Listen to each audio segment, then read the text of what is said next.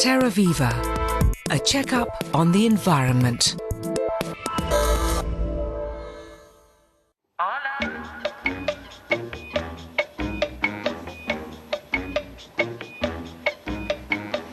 In the north of Spain, a wetland that might seem like many others. Except these lakes that are dominated by bizarre structures have been created from scratch. But that's not all. We're scarcely 2 kilometers east of the city.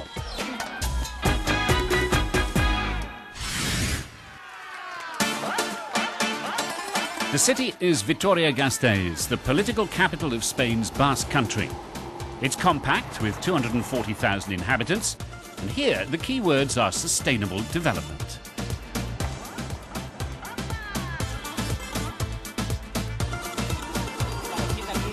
Many here travel by bike, including the mayor. It's for getting about and going to work. These last few years, the number of people using bikes as their normal form of transport has tripled in our city. Today, 7% of journeys are made by bike. That's comparable or even greater than in Northern Europe. 5 years ago, bikes only accounted for 3% of all travel. But what the town has really concentrated on is public transport. It has a tram system that's been completely redesigned. Before we had a normal radial transport network and we turned it into a grid.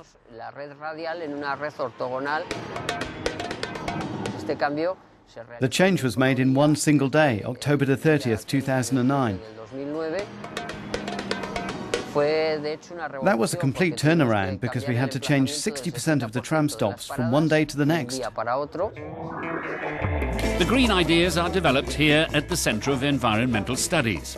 This is where they reinvented the city, introducing priority travel zones, a lower speed limit, and city centre parking that's 3 times more expensive than before.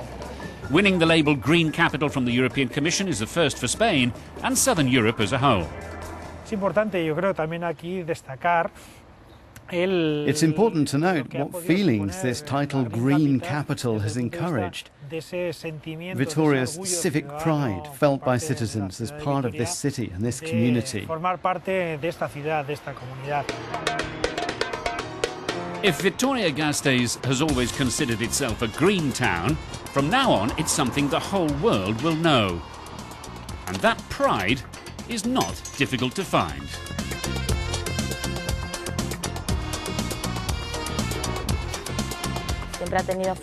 We've always had this reputation for having lots of green spaces in the city centre, not solely on the outskirts.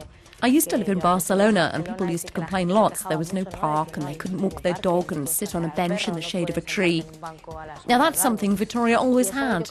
Now more people know it thanks to the Green Capital.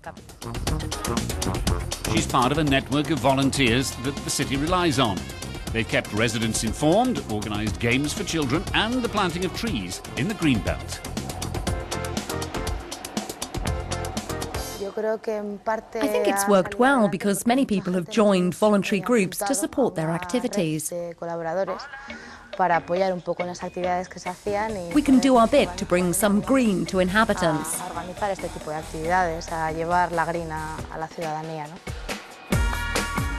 The green curtain is coming down on Vitoria-Gasteiz, but it's going up at Nantes in France, which will fly the flag as European Green Capital in 2013.